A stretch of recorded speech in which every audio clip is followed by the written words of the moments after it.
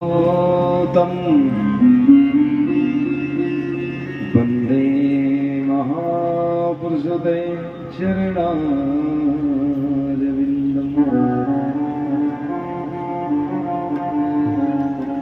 वंशीविभूषितकरा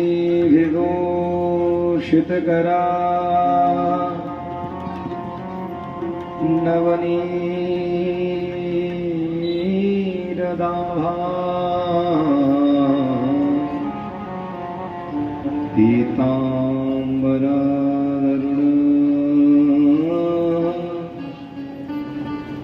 बिम्बफलाधरोषा पूर्णेन्दुसुन्दरमुखा दरविन्दनेत्रा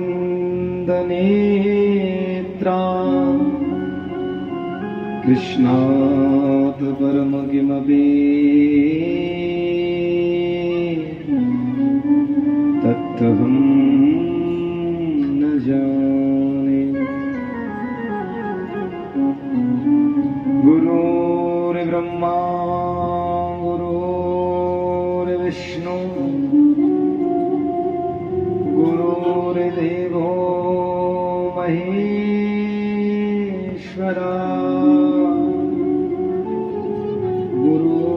साक्षात् परब्रह्म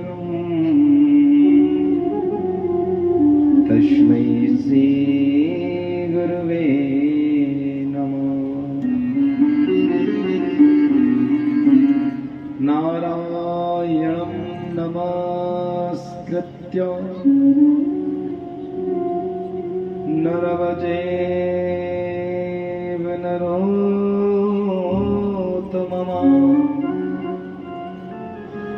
देवी सरस्वती व्यासं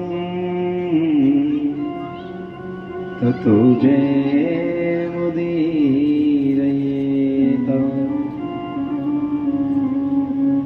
ॐ नमः कन्दर्पसर विशलिनी मालनी सर्वलोकवशं कुरु गुरु स्वाहा। ॐ मुझां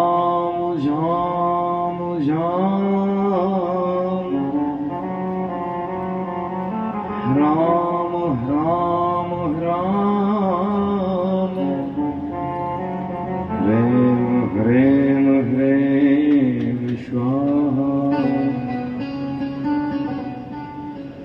जय जय श्री राधा रमण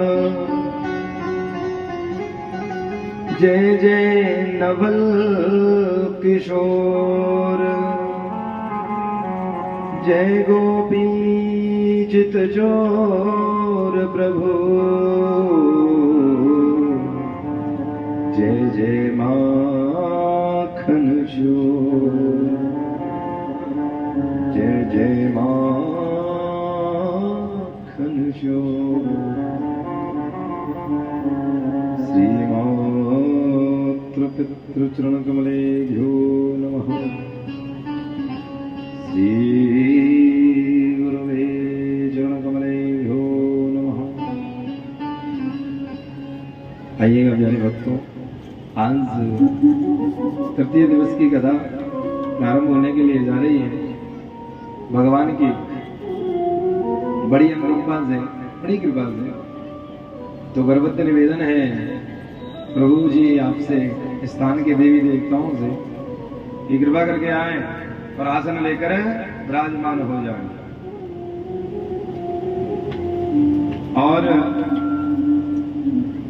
बड़ी कृपा रही हमारे बाबा साहब की, वो भी पधारे और भक्तों की व्यवस्था को संभाले। हमारे हनुमान जी महाराज जो कि राम कृष्ण के नाम के लिए सुनने के लिए बड़े आतुर रहते हैं, बड़े व्याकुल रहते हैं। आप भी पधारें, आसन पर आकर विराजमान हो जाए।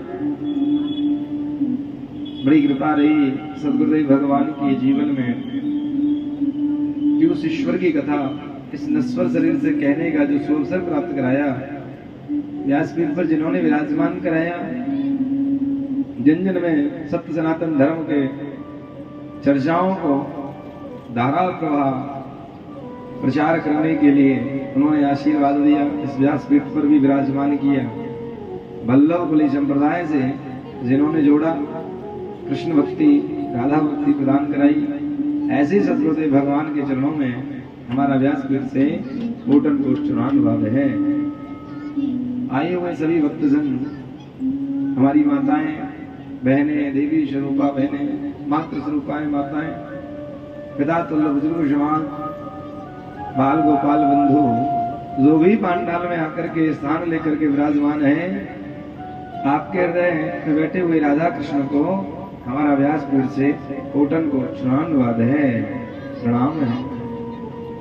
आइए प्यारे भक्तों, देखिए ये जीवन जो है बीता तो जा रहा है, हम कह रहे हैं इतने वर्ष के हो गए, मगर जितने भी वर्ष आपके निकल रहे हैं तो जिंदगी से अनमोल ये तन है मनुष्य तन। क्यों? क्योंकि इसी तन में हम श्री ठाकुर जी का भजन कर सकते हैं, और योनि ऐसी नहीं जिसमें श्री ठाकुर जी की माला हो जाए, विराजमान हो जाए। मनुष्य तन है केवल, तो इस तन के साथ में एक मन है साहब, है ना, तो वो मन बड़ा चंचल है, लगता नहीं है। उस मन पे नाना प्रकार की संसार की चिंताएं हम अपने चित्त पर बिठा रखे हैं, मन पर बिठा रखे हैं। तो ऐसी चिंताओं को दूर करने के लिए और गोविंद नाम में डूबने के लिए सर्वप्रथम मन को पवित्र करना अनिवार्य है। कथा में प्रवेश करने से पहले अगर पहला ही दरवाजा घर का बंद है और घर पर आप जाओगे महाराज, दीवार से चढ़ोगे तो गिर जाओगे, हाथ पैर टूट जाएगा। इसी प्रकार जब तक आपका मन पवित्र नहीं है तो कथा में फिर आपका शरीर ही शरीर रहेगा। जब मन लगाना बड़ा जरूरी है, मन लगेगा तभी आत्मा लगेगा। तो आइएगा, उस मन को पवित्र करने के लिए, शुद्ध करने के लिए गोविंद के नाम का संकीर्तन करेंगे और अपने कृष्ण को बुलाएंगे। चले आओ प्यारे, प्रेम से बोलो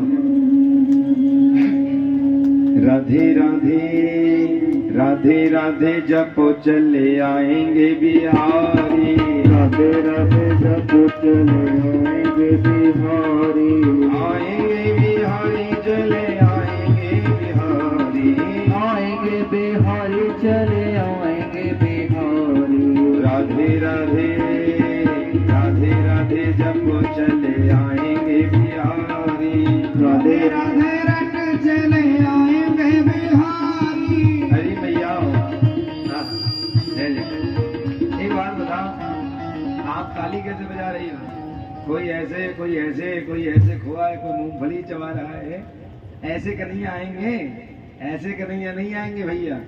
आप बिहारी क्या समझ रहे हो? बांके बिहारी सब जानते होंगे। बांके बिहारी जो नाम है वो हमारे कन्हैया का है, कृष्ण का है। तुम तो कहीं बिहारी ऐसा तो नहीं कोई बिहार वाले बिहारी को समझ रहे हो, काम पे बुलाना है, चले चले ऐसे कर रहे हो कि कोई काम वाम पे आपने लगा रखा है घर पे। इस प्रकार से नहीं, हृदय से बुलाना पड़ेगा। दोनों हाथ खड़े करिए। राधे राधे जपो चले आएंगे बिहारी, राधे जपो चले आएंगे बिहारी, आएंगे बिहारी चले आएंगे बिहारी, आएंगे बिहारी चले आएंगे बिहारी, राधे राधे राधे राधे जपो चले आएंगे बिहारी, राधे राधे रटो चले आएंगे बिहारी। जय हो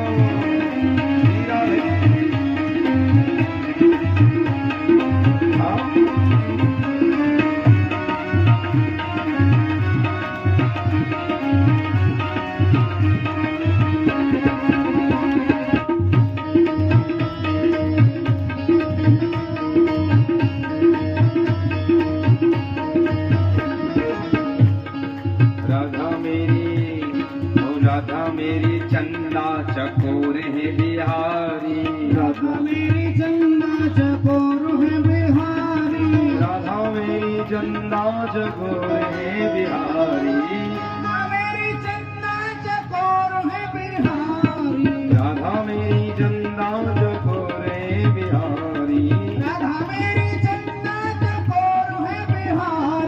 राधे राधे राधे राधे जब चले आएंगे बिहारी राधे राधे रट चले आएंगे बिहारी राधे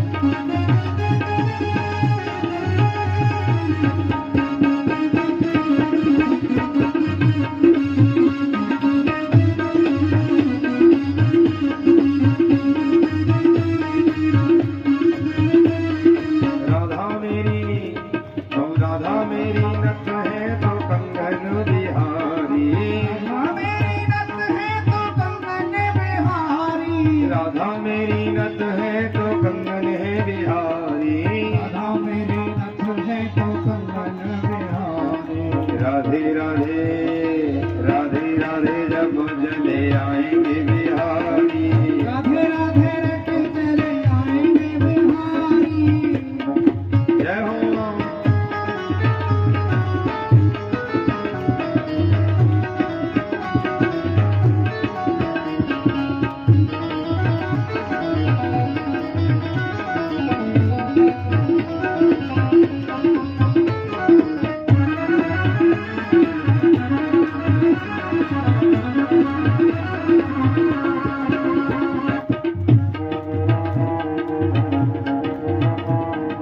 राधा मेरी दही है तो मक्खन है बिहारी राधा मेरी दही है तो मक्खन है बिहारी राधा मेरी दही है तो मक्खन है बिहारी राधा मेरी दही है तो मक्खन है बिहारी राधा मेरी सा है तो चोर है बिहारी राधा मेरी सा चाह तो चोर है बिहारी राधे राधे राधे राधे जब वो चले आएंगे बिहारी राधे राधे रट चले आएंगे बिहारी वृंदावन में राधे राधे वृंदावन में राधे राधे आंख बिहारी राधे राधे सने बिहारी राधे राधे सने बिहारी राधे राधे प्रेम मंदिर में राधे राधे वैष्णो देवी राधे राधे लांड्री वन में राधे राधे बंसीगढ़ में राधे राधे बंसीगढ़ में राधे राधे काम वन में राधे राधे या आश्रम राधे राधे पागल बाबा राधे पागल बाबा राधे राधे जन्मभूमि में राधे राधे गोवर्धन में राधे राधे मछली लौटा राधे राधे मछली लौटा राधे राधे देवर वन में राधे राधे और कुटी में राधे राधे बरसाने में राधे राधे नंदगांव में राधे राधे नंदेश्वर में राधे राधे नंदेश्वर में राधे राधे ढोकला वन राधे राधे ढोकला वन में राधे राधे ढोकला वन में राधे राधे भोजीकला में राधे राधे खाता में राधे राधे लाठीग्रा में राधे राधे हम भी बोले राधे राधे तुम भी बोलो राधे राधे राधे राधे राधे राधे राधे राधे राधे राधे राधे राधे राधे राधे राधे राधे राधे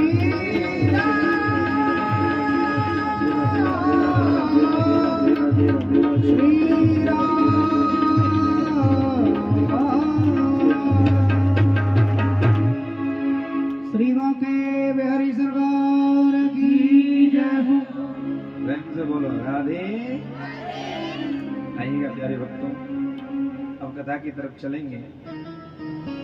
मेरे प्यारे कर्ण करुणालय भक्तवान चक्र बद्रू पीताम्बरधारी बालकृष्ण लाल की ये वांग में प्रतिमूर्ति श्रीमद् भागवत कथा, जिसका आप सत्श्रवण करने के लिए यहाँ पर एकत्रित हुए हैं। आइए प्यारे भक्तों, आप श्रवण करें। कल जब कथा यहाँ सायकाल विराम की तरफ थी तो आपने श्रवण किया विदुर जी का मैत्र मुनि से मिलना और प्रश्न किया कि भगवान वारा रूप क्यों धारण करते हैं, ऐसा कौन सा विशेष कारण है। तो आज कह रहे हैं एक इसका विचित्र कारण है। सुखदेव जी महाराज राजा परीक्षित को भी श्रवण करा रहे हैं। कहने लगे कि कश्यप ऋषि हैं, उनकी 13 पत्नियां हैं, उनमें दिति सबसे बड़ी थी। सायकाल का समय है, सायकाल के समय में आज दिति के मन में काम वासना उत्पन्न हो गई। कश्यप ऋषि ने समझाया क्या कर रही हो देवी, जो सायकाल का समय है और सायकाल का समय भोग के लिए अच्छा नहीं होता। शंकर भगवान के गण विचरण कर रहे हैं, क्या कर रहे हो आप? मगर प्यारे भक्तों, आज समझाने पर नहीं मानी। आपने सुना होगा बहुत से लोग ऐसे रहते हैं, उनके माता पिता तो देव तुल्य है, मगर पता नहीं संतानें कहां से राक्षस हो गई। उन्हीं की संतानें, माता पिता बड़े भजनानंदी, मगर संतान मंदिर तक नहीं जा पा रहे, मंदिर तक नहीं जा पा रहे। क्यों? क्योंकि उसमें त्रुटि है हमारी कहीं ना कहीं। जीवन में ध्यान रखना, सायकाल गर्भधान करने से और ब्रह्म मुहूर्त में गर्भधान करने से वो संतान सदैव राक्षसी वर्ण की पैदा होंगी, और उस संतान से आपको कभी भी सुख नहीं मिल सकता है। तो ये आप विशेष रूप से ध्यान रखें कि संध्या काल और ब्रह्म मुहूर्त में कभी भी संभोग नहीं करना चाहिए। मगर प्यारे भक्तों, आज रीति नहीं मानी तो कश्यप ऋषि को झुकना पड़ा। कश्यप ऋषि झुक गए, आज उन्हें श्राप दे दिया कि जाओ देवी, तुम्हें संतान तो होंगी मगर तुम्हारे 2 होंगी, और 2 ही संतान तुम्हारी राक्षस हो जाएंगे। आज वो रोने लगी, प्रभु नहीं नहीं नहीं, मुझे क्षमा कर दो प्रभु, मुझसे भूल हो गई, अपराध हुआ है। बोले आप रो रही हो, मेरा श्राप जो है वो मिथ्या तो नहीं जाएगा, ये यथार्थ सत्य है। अगर आप रो रही हो, पश्चाताप की अग्नि में अगर जल रही हो, तो मेरा आशीर्वाद है कि संतान तो राक्षस ही होंगी, मगर उनको मारने के लिए स्वयं नारायण को आना पड़ेगा। बोले हे प्रभु, ये श्राप नहीं, मेरे लिए तो आशीर्वाद है, क्योंकि अगर मेरे पुत्र का भक्षण करने के लिए स्वयं रक्षक को आना पड़े तो इससे बड़ी कृपा कुछ नहीं हो सकती। किसी भी प्रकार से वो गोविंद मिलना चाहिए। प्रेम से बोलो राधे। आज उन्हीं से हिरण्याक्ष और हिरण्यकश्यप हुए हैं। हिरण्याक्ष लोभ को कहते हैं महाराज, और जिसके अंदर लोभ बैठ जाए तो महाराज ना जाने किस किस के साथ क्या क्या करे। लोभ जो होता है ना, वो सोचता है कि ज्यादा से ज्यादा सब मेरे पास ही हो, किसी के पास हो या ना हो। तो आज उसने क्या किया हिरण्याक्ष ने कि पूरी पृथ्वी की चोरी कर ली महाराज। चोरी करने के बाद पाताल लोक में जाकर ले गए। आज ब्रह्मा जी बड़े चिंतित, क्योंकि देखिए जिसकी बनाई हुई वस्तु को अगर कोई चोरी कर ले, आपने अगर घर बनाया और किसी घर पे कोई दादा आकर के कब्जा कर ले तो आपको पीड़ा तो होगी, चिंता तो होगी, क्या किया जाए छुड़ाने के लिए। तो आज इसी प्रकार ब्रह्मा जी भी बैठे हैं महाराज, और उनकी नासिका से छींक आई। चिंता अंदर ना अंदर अंदर भी लगे, टंटे भी लगे, पंतन का दो पलंतर का बना। तो प्यारे, आज ब्रह्मा जी के नासिका से छींक निकली, उसी से 12 भगवान का प्रादुर्भाव हुआ है। 12 भगवान का प्रादुर्भाव हुआ, देखते देखते बड़े विशाल हो गए। बोलो 12 भगवान की।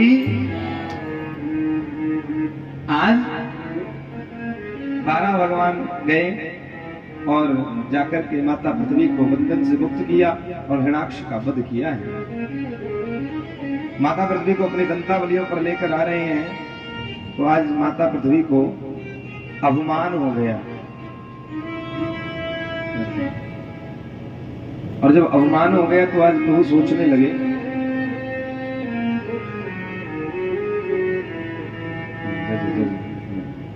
जब अवमान हुआ है तो सोचने लगे कि अगर अवमानित पृथ्वी को स्थापित अगर कर दिया जाए तो इसमें से जो भी उत्पन्न होगा सब अवमानी होंगे, तो नष्ट तो हो जाना है।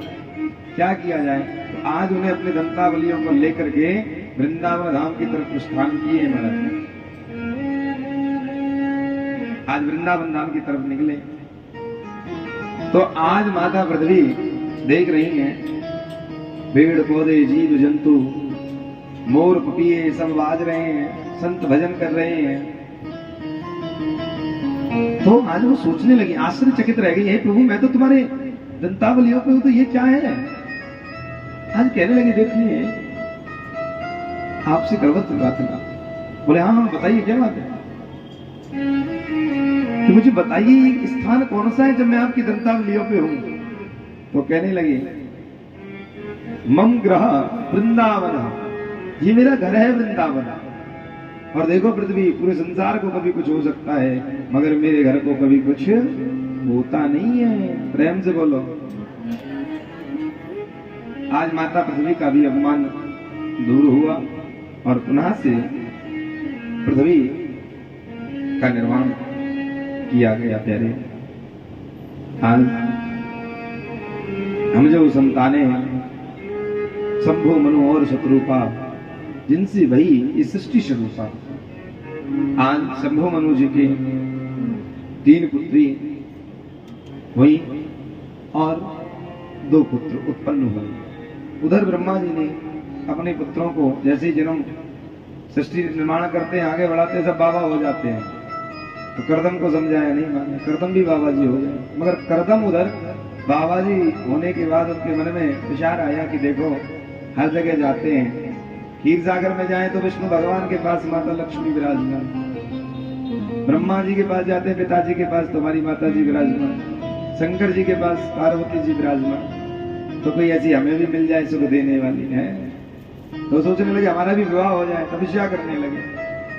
नारायण भगवान ने दर्शन दिए। नारायण भगवान के दर्शन के बाद कह रहे हैं, हे प्रभु मुझे कुछ नहीं चाहिए। मगर नारायण भगवान कह रहे हैं, जिसलिए तुमने तपस्या की है, जब तक उस सुख को आप उपभोग नहीं करते हो तब तक मैं तृप्त नहीं होता, तो आप पहले विवाह करिए। आज देवहूति के साथ, जो शंभु मनु की पुत्री है देवहूति, उनके साथ कर्दम ऋषि का विवाह हुआ है।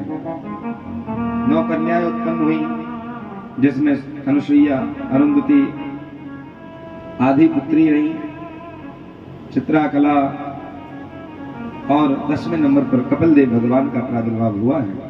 बोलो कपिल देव भगवान की। आज कपिल देव भगवान ने जैसे ही जन्म लिया, पूजन अर्चन करके उनके पिताश्री निकल गए। और आज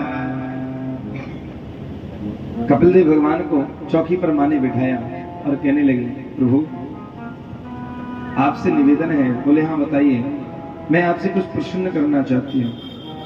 बोले माता जी आदेश करें। बोले आदेश नहीं, निवेदन है बेटा। चौकी लगाई, पूजन किया, माला वाला पहनाई, तो कहने लगी, निर्भन्न नितराम भूमन्न संद्रिये दर्शनात् येन संभाव्यमानेन प्रन्नान्धं तमा प्रभो। आज कह रही है महाराज कि देखिए प्रभु बड़ी विडंबना है। हम जैसे ही सोकर उठते हैं तो सभी इंद्रियां क्या करती हैं, अपनी अपनी तरफ खींचने लगती हैं। जैसे 5 इंद्रिय होती है हमारे शरीर की, ज्ञान इंद्रियां, जिनसे ज्ञान हम ले सकते हैं, और 5 होती हैं कर्म इंद्रियां। तो प्यारे कहने लगी कि प्रभु बड़ी विडंबना है, ये आंखें कली काल के प्रभाव से देखिए दुष्कर्मों से क्या हो जाता है। ये आंखें जो हैं ये भगवान के चर्चाओं को, लीलाओं को नहीं देखना चाहती। आंखें वहां से कुछ देर देखने के बाद भरने लगती हैं, चलो बहुत हुआ। मगर इन्हीं आंखों को अगर दुर्गंध दिखाई जाए, किसी की बुराई देखनी हो, किसी की लड़ाई देखनी हो, तो टकटकी लगाकर देख लेंगे। बगल में अगर लड़ाई हो रही हो और तुम्हारे घर वाली दीवार में अगर छेद हो, हल्का सा भी दिख रहा हो, तो आंख उसी में डाल के पड़े रहेंगे, हमें दिखना चाहिए क्या हो रहा है। और मगर कहीं बहुत बड़ा पांडाल ठाकुर जी का लगा हो, लीला चल रहा हो, सत्संग चल रहा हो, अरे बहुत हुआ, 1 घंटा तो हो गया, चले हैं। बुराइयों को देखने के लिए मोबाइल हाथ में आ जाए, पता नहीं चला है 2 घंटे 3 घंटे राहु देवता के साथ कब निकल गए हैं, कथा में पता चले। कहने का भाव, इन पर इतना प्रभाव कलिकाल का है कि हम क्या करें। ये कान क्या चाहते हैं महाराज, सत्संग नहीं सुनना चाहते। कलिकाल ने बड़ा दूषित कर दिया है महाराज। वो कैसे, आजकल पहले लोग गीत हुआ करते थे, वो चाहे कथा में गाइए, घर में श्रवण करिए, कोई आपत्ति नहीं थी। मगर आज नहीं श्रवण कर सकते हो, हाँ वो चला, और हम लोग उन पर बैन भी नहीं लगा सकते, क्योंकि हमें वो सनातन वालों में शक्ति कहाँ है। अपने धर्म के लिए हम एकजुट क्यों नहीं होते हैं? होना चाहिए ना। एक गाना चला था, ये वो करे तो रासलीला, हम करें तो करैक्टर ढीला, हरे राम राम राम। उसने जो किया वो तुम कर ही नहीं सकते, मगर हम लोगों ने कुछ कहा नहीं, सुन रहे हैं। कोई गाना चला रहा है तमन चुप डिस्को है, क्या इनका कोई मतलब है? इसको कहीं भी नहीं गा सकते आप। फिर कोई और आ जाता, मगर सदाबहार जो थे उनको आप कथाओं में गाइए, सत्संग में गाइए, क्योंकि उनका एक मतलब होता था, उसमें होता था सच्चा प्रेम। और सच्चा प्रेम गोविंद से भी हो सकता है, उन्हें भी हम उनके द्वारा याद कर सकते हैं। सब संसार के लिए नहीं थे, जैसे वो भी थे, तेरे द्वार खड़ा भगवान भगत भर दे रे जोली। कभी कभी भगवान को भी भक्तों के घर आना पड़ता है द्वारे। कहने का भाव, अगर भक्त में सामर्थ हो, आपने सुना होगा, ए दुनिया बनाने वाले, काहे तने दुनिया बनाई, का तेरे मन में समाई। ये इतनी मतलबी दुनिया को तूने बना क्यों दिया?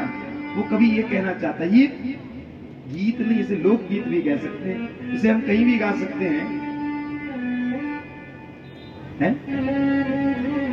एक वो था, औलाद वालों फूलो फलो, भूखे गरीब की यही एक दुआ है, औलाद वालों। ये भी तो एक फूल दो माली का है ना, फिल्म का ही तो गाना है। घर द्वार ये सब हम परिवार में बैठकर देख सकते थे, मगर आज कली काल के प्रभाव से देखो कि कहानी ये सब श्रवण ही नहीं कर रहा है, मजो नहीं आ रहे हो, इसमें मजा थोड़ी आएगा। ये तो वही समझेगा जिसने हृदय से प्रेम किसी से किया होगा, चाहे वो इंसान से करे चाहे वो भगवान से, मगर समझेगा वही जिसने हृदय से किया होगा। मगर तुम्हारा तो हृदय के है ही नहीं, क्यों अब क्यों भजन पसंद आ रहे? पता है 3 महीने चलते निकल गए, क्योंकि 3 महीने वाला प्यार ज्यादा चल रहा है।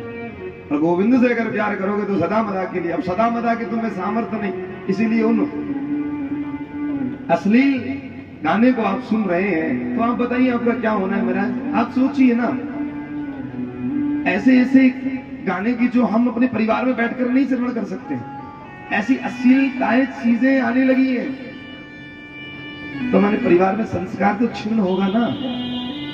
प्रेम से बोलो। सारे चश्मा वाली मैया बड़ी पीछे बोल रही है, का है संगी को लेकर कोई बात ना है, प्रेम से बोलो। तो कहने का भाव, कहने लगी जी देखो ना, हाथ हमारे भगवान के भजन में कहते रहेंगे ताली बजाओ ताली बजाओ ताली बजाओ, बजती नहीं। 1-2 मिनट होके शांत हो जाते हैं, मगर कहीं इन हाथों से पाप करना हो, ये हाथ बड़ी तेजी से चलते हैं, इन हाथों में ताकत आ जाती है। किसी की बुराई करनी हो, लंबे लंबे हाथ भीग भीग के चलते हैं, ऐसे ऐसे ऐसे ऐसे हैं, बड़ी ताकत आ जाती है। क्यों? क्योंकि कली काल चाहता है तुम पाप करो, भजन नहीं, श्रवण करना। पैरों में कितना भी दर्द हो महाराज, कैसे जाए कथा में भैया, पैरों में बड़ो ही दर्द है, कैसे करे सत्संग, बड़ा दर्द होता है शरीर में, पैरों में दर्द चला नहीं जाता, हल्का भी दर्द बड़ा लगने लगता है। और कहीं वहीं पाप करने जाना हो, जिन पैरों से कदम नहीं चला जाता, लोग दीवारें कूद जाते हैं महाराज, हैं? पता नहीं चलता कि पैरों में दर्द हुआ कि नहीं, क्योंकि पाप ने पता ही नहीं चलने दी। जब तक आपने पाप किया तब तक नहीं मालूम हुआ, जैसे ही पाप, अरे दर्द है, फिर तो आ गया ना। पाप में होने के बाद दर्द नहीं पता चलता। तो इन पैरों पे सत्संग का कहीं काम हो, हम क्यों जाएं ये धर्म के कार्य में, मगर अपना काम पड़ जाए, स्वार्थ का काम पड़ जाए तो 10 घर जाएंगे, 10 दरवाजे जाएंगे, मगर धर्म का काम पड़ जाए तो हमारा क्या मतलब महाराज? तुम जानो तुम्हारा काम जानो है। ये आने वाले कह रहे हैं, किसी प्रकार से बता रहे हैं, श्रवण करिए आप। ये जीव भगवान नाम के सत्संग में ज्यादा निकले ना निकले, चर्चाएं हम लोगों से कर ना पाए, मगर अगर कहीं किसी अपने दुश्मन की बुराई करनी हो, अरे और सुनो ना, वो कह रहे हैं और सुनो उसने कैसा किया हमारे साथ, और सुनो इतना हमने अच्छा कर दिया, तुम और सुनो उसने क्या बुरा किया। वो पक जाता है अंदर से, फिर भी तुम सुनाते रहते हो। और कहीं भगवान नाम की चर्चा कितनी बार करते हो, ठाकुर जी ने देखो ना, बैठो थोड़ा सुनाए तुम्हें, थोड़ा सुनाए नहीं, मगर बुराइयों में जीव बंद ही नहीं होती, मुंह दुखता नहीं तुम्हारा। तो आज वही कह रहे हैं कि हे प्रभु, और भी इंद्रियां हैं, जिनको क्या कहेंगे। आज कह रही है कि देखो ना इस शरीर में, आज वो कहने लगे माता अगर आपको देखना है इन आंखों से तो ज्यादा से ज्यादा भगवान की लीला देखो। एक दिन मन नहीं लगेगा पर दूसरे दिवस लगेगा झूला। ये जीव्या कहती है कि बढ़िया बढ़िया खाओ, चकाचक है ना। हाँ कहती है कि नहीं, कभी गोलगप्पे खाओ, कभी बर्गर खाओ, कभी पेट। अब तो आजकल तो फास्ट फूड चल गया महाराज, लोग बड़ा पसंद भी कर रहे हैं उसे। फास्ट माने क्या होता है? तेज, तेजी का खाना। तो तेजी का कोई भी चीज वस्तु अगर तेज होगी और अगर वो तेज रफ्तार से गुजरेगी तो महाराज तुम जान लीजिए वो तो नुकसानदायक होगी कि नहीं। उसका नाम ही फास्ट है। लोग खा रहे हैं, शौक से खा रहे हैं, कितना भी पेट भरा हो गचागच, मगर अपने तुम्हारे सामने कोई पसंदीदा चाहे जो भी खाते हो उसे क्या कहते? चाउमीन। जो उसमें कहा है भगवान राम राम, कितनी गंदी लगती है, देखने में भी उसकी शक्ल अच्छी नहीं। लोग उसे शौक से और कहते हैं तुम्हें खानी नहीं आती, इसमें एक ऐसे लगा के खाते हैं। हाँ मैमोज जो आप बोलते हैं वो दो तो खा ही ले, चटनी तो बढ़िया बनी है। हाँ मनुष्य को चटनी हर चीज में चाहिए, अपनी बड़ाई में चटनी, अपने नाम में चटनी, खाने में चटनी। इस चटनी का बड़ा महत्व है। चटनी माने चाट। जब तक जीवन में चाट ना लगे तो आनंद नहीं आवे, है ना। तो आज कपिल देव जी समझा रहे हैं माता अगर आपको कुछ भोजन ग्रहण करना है उस भोजन को भोग बना दो और जो भगवान को चढ़ जाए फिर आप उसका सेवन करो, वो फिर आपको नुकसान नहीं करेगा शरीर में। चाहे घी खाइए, चाहे खीर खाइए, मगर आजकल तो वो वस्तु ऐसी भगवान का भोग ही नहीं लगता, मगर तुम भोग लगा रहे हो। वस्तु भी वही ग्रहण करनी चाहिए जो ठाकुर जी गा रहे हैं, तो हम भी वही पाए। और भैया इन हाथों से जितना हो जाए कि हाँ, इन हाथों से जितना हो जाए, भजले सुराम, कर ले सुदान, कर ले सुदान, भजले सुराम, आखिरी में आएंगे बस यही दो काम। कौन संभाल रहे हो भैया आज गद्दी पे जो याद आ रही है? प्रेम से बोलो राधे। तो कहने का पानी ना ले सकते हैं, प्रेम से बोलो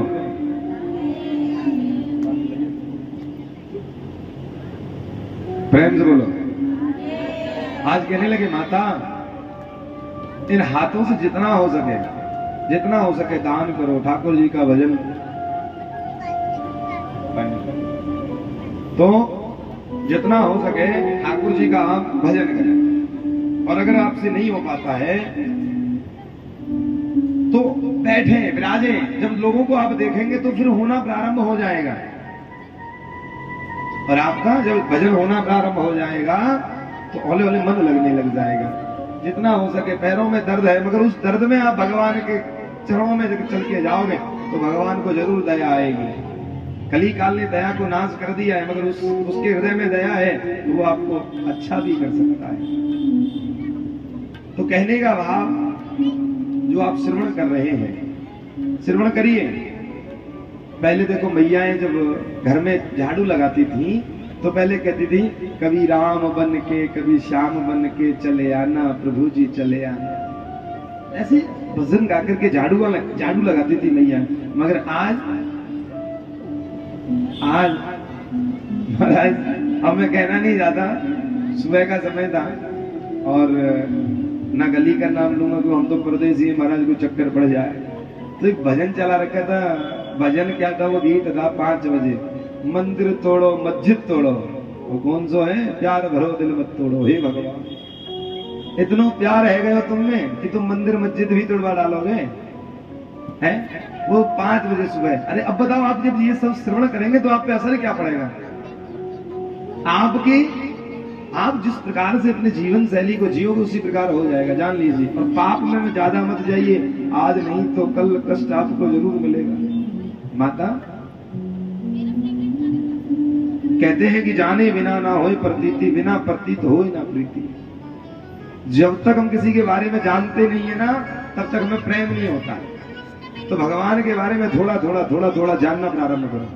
जब जान जाओगे तो प्रेम होना प्रारंभ हो जाएगा आपका। मगर महाराज देखिए, जो व्यक्ति सोचते हैं कि हम पाप कर्म कर रहे हैं, कोई देख नहीं रहा, मगर उसे एक आंख से नहीं, सहस्त्रों आंखों से, हजारों आंखों से वो गोविंद देख रहा है। एक बात सदैव याद रखिएगा, आपको अपने पाप जब कर रहे हो तो तैयार हो जाना चाहिए उसका दंड भोगने के लिए। आज नहीं तो कल मिलेगा जरूर, ये सुनिश्चित है, लिख लीजिएगा। चाहे 10 साल बाद मिले, 20 साल बाद मिले, 30 साल बाद मिले, तो वो दंड आपको मिलना है, उसे कोई नहीं बचा सकता। अरे प्यारे एक बात बताएं आप, यहां तो भी थोड़ी बहुत दया आ जाती है, मगर जब आप जो पाप कर्म करके जाते हो ना किसी के साथ, वहां जब आपको सजा दे, लोग कहते नरक तो होता ही नहीं, ऐसा कुछ है ही नहीं, यही है नरक स्वर्ग। यहां भी है, मगर यहां से प्रचंड और विशाल नरक वहां है।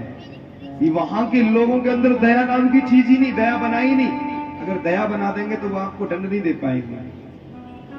आपने अगर पराई स्त्री का गमन किया है या अपने पराये पुरुष का गमन किया है, तो याद रखना प्यारे, जैसे जब किसी का संबंध बिगड़ता है और एक व्यक्ति उसमें सुई की तरह चुभता ही रहता है, उसके हृदय में कुछ ना कुछ चुभता रहता है, लगता रहता है, लगता रहता है, उसने मेरे साथ ऐसा क्यों किया है?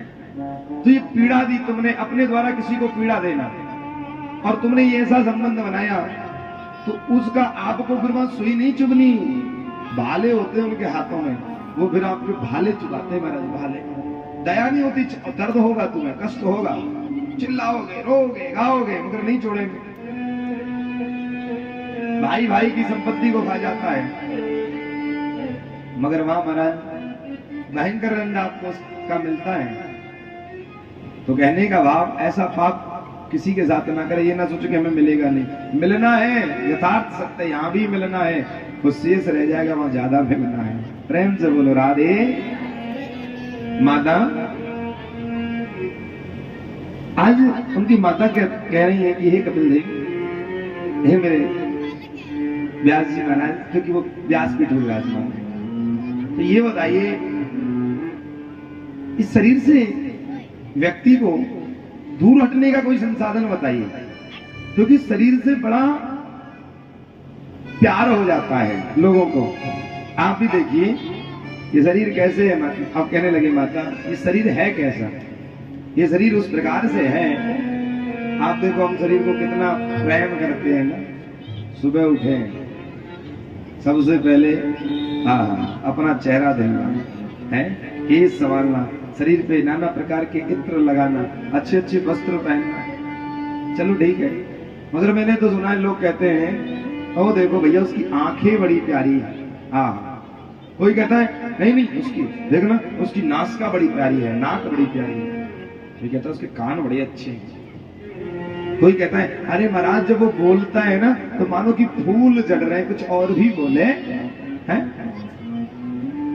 नाना प्रकार से कहते हैं। मगर आप बताइए आंखें कह रहे हो प्यारी है, अब आंखों से अगर जब सो के जगते हो कीचड़ आता है, कीचड़ भरी आंखें अगर किसी की कितनी भी प्यारी हो और वो पास में बैठा हो तो क्या कहोगे? करके उन आंखों में क्या है? दुर्गंध है, नासिका। भगवान ना करे किसी को जुकाम हो जाए, कितनी भी प्यारी नासिका हो भगा दोगे या तुम चले जाओगे उठ के, हैं? कान की गट्टक खुल जाए, पीप आने लग जाए, हे राम राम, अरे भैया तुम जाओ किसी डॉक्टर को दिखाओ, हैं? सोचिएगा आप। और इसी मुंह जिसको आप जो कह रहे हो फूल जड़ रहे हैं, बड़ा प्यारा मुंह है महाराज, है बोलते हैं तो अच्छा लगता है। आओ इतना आकर्षित आप लोगों में हो रहे, शरीर में हो रहे, अगर वही देखो खांसी हो जाए, कफ हो जाए, अरे राम राम भैया दूर चले जाओ, हमें भी मारोगे क्या? कितना भी सुंदर व्यक्ति क्यों ना हो, जाओ साफ जाओ। और शरीर से बड़ा प्रेम कर रहे हैं। ये शरीर बताए कैसे है, तो ये शरीर बताए किस प्रकार है, इससे त्वचा से बड़ा प्रेम है, चमड़े से याद रखना। मगर चमड़े के अंदर देखा है लोग चमड़े से ही प्रेम कर रहे हैं, अंदर से कोई प्रेम नहीं कर रहा। आप चमड़े को ही सजा रहे हो क्योंकि माया इसी में लिप्त है। और एक बात बताइए, इस चमड़े में भी कुछ अच्छा नहीं है। जिस जगह को आप अच्छा कहते हो उस जगह को काट के दिखाओ, वहां से रक्त आने लग जाएगा, मांस निकाल, घिन आने लगेगा। जब उसमें से खून ही खून निकलेगा, अरे राम राम राम राम कितना, अरे भैया उठाओ इसे। कितना भी आपने उस चमड़े को साफ किया हो, मगर उसके अंदर कहना क्या चाह रहा है, शास्त्र क्या कहना चाह रहा है, इसके अंदर कोई भी एक वस्तु आप ऐसी बता दो जहां दुर्गंध नहीं है, जहां गंदगी नहीं है। इस शरीर के अंदर 9 छिद्रों के अंदर एक भी ऐसा छिद्र नहीं है जिसके अंदर दुर्गंध ना हो। काम में लोग डूब जाते हैं, मलमूत्र में लोग डूब जाते हैं, अरे राम राम राम, ठीक है, मगर उस काम के चक्कर में हम राम को भूल जाए, ये तो बड़ा महापाप है महाराज। ये इस प्रकार है, जब कहीं हम शादी विवाह में जाते हैं, और शादी विवाह में जब जाते हैं तो जब गिफ्ट पैक कराते हैं दुकान पे जाके, भैया गिफ्ट लगा देना, और दुकान वाले से क्या कहते हैं, पैकिंग बढ़िया थोड़ी अच्छी करना, हाँ बढ़िया जो लगे, बढ़िया सामान है। और मगर जब विवाह वाले में जाके गिफ्ट दी, लोगों में जब बढ़िया पैकिंग वाला है, अच्छा है, मगर जैसे उसे फाड़ के देखा तो क्या, अरे राम मर जाए, इसमें 50 रुपए का ही है? सस्ता वाला सामान दे दिया। तो इसके अंदर सब सस्ता है, बस पैकिंग बढ़िया लगा रखी है, ये माया की पैकिंग है। जैसे बहुत से लोगों को मैंने देखा है, लिफाफा अच्छा भी है कि चलो पता ना चले हमने कितना दिया, मगर लिफाफा ऐसे भी है, हम तो लिफाफे के संघर्ष से नित्य तो प्रतिदिन जूझते हैं, ऐसा नहीं है। बहुत से लोग 10 रुपए भी डालकर लिफाफे में दे देते हैं दक्षिणा में। सामने वाला क्या समझ रहे, इसमें लिफाफे का अर्थात लिफाफा हो गया विशेष, मतलब विशेष दक्षिणा, मगर लोगों ने उसे क्या कर लिया कि अपनी इज्जत भी ना जाए, बच जाए, पता नहीं लिफाफे में क्या, बाहर जाकर हमसे कुछ भी कहे, गाली दे, हमारा क्या बिगाड़ेगा है, प्रेम से बोल रहा है। ऐसा नहीं करना चाहिए। लिफाफा अगर आप दे रहे हो, अरे आप बताइए 10 रुपए लिफाफे में डाल के दे रहे हो, 2 रुपए का लिफाफा बिगाड़ रहे हो, इससे अच्छा 12 रुपए ब्राह्मण को दे दो, है 1 रुपए का लिफाफा बिगाड़ रहे हो। लिफाफा विशेष के लिए होता है, मगर उन लोगों ने 150 में भी चला दिया, क्योंकि 100 रुपए लिफाफे में डाल दिया, सामने वाला समझेगा भाई 1100 लिफाफा दिया है, 1100 से कम क्या है। हम जब ब्राह्मणों के हाथ में आता है, हम पहले यही सोचा करते थे 1100 होगा, इससे कम क्या है, निकाल के देखे तो 50 रुपए भारी, अरे उसे ऐसे ही दे दो। कभी भी ऐसा ही, यही हाल है, लिफाफे वाला हाल है शरीर का।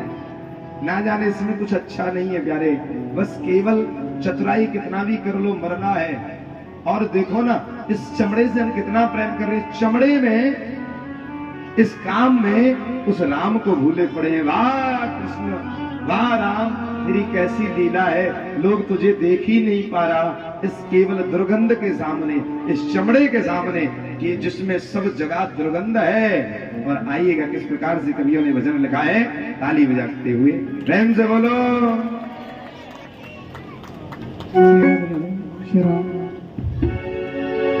कि माया तेरी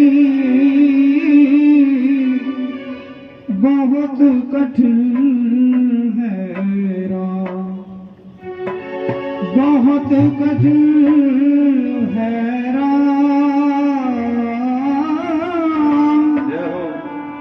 बहुत कठिन है राम,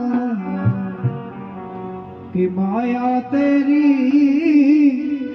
बहुत कठिन है राम, कि माया तेरी बहुत कठिन है राम।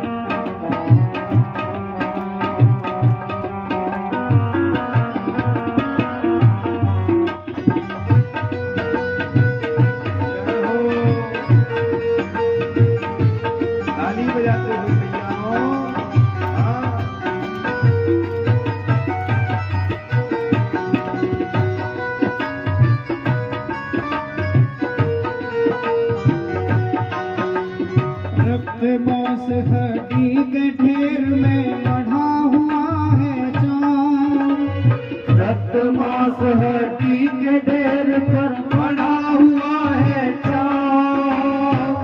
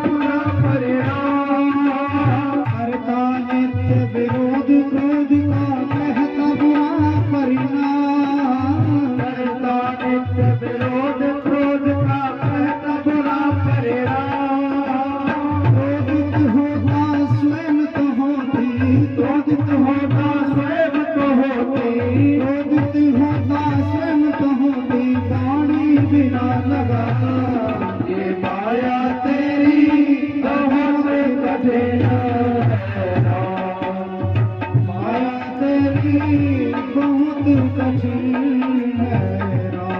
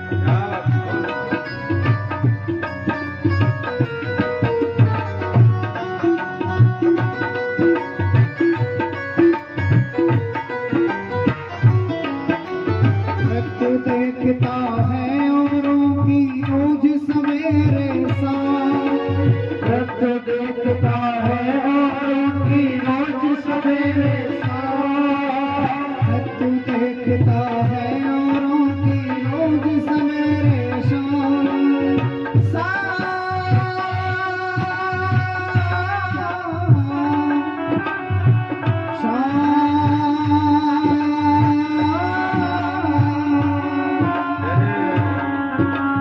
मृत्यु देखता है औरों की रोज सवेरे शाम, मृत्यु देखता है औरों की रोज सवेरे शाम।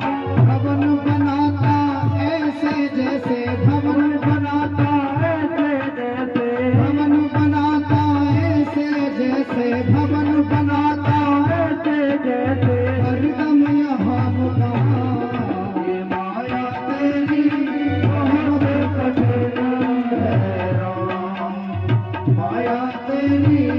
बहुत कठिन है राम, बहुत कठिन है राम, बहुत कठिन है राम। ये माया तेरी बहुत कठिन है राम, माया तेरी बहुत कठिन है राम।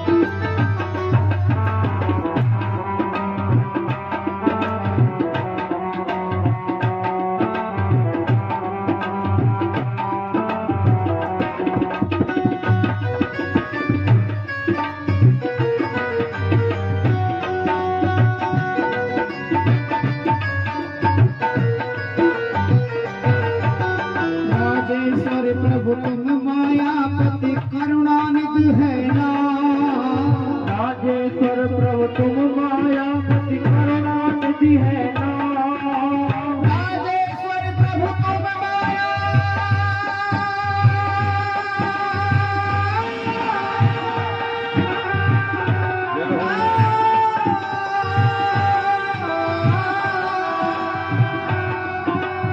राजेश्वर प्रभु तुम मायापति करुणानिधि है ना, राजेश्वर प्रभु तुम मायापति करुणानिधि है ना। नाथ निवेरो अपनी माया, नाथ निवेरो अपनी माया, नाथ निवेरो अपनी माया, नाथ निवेरो अपनी माया। जीवन है बेसा माया तेरी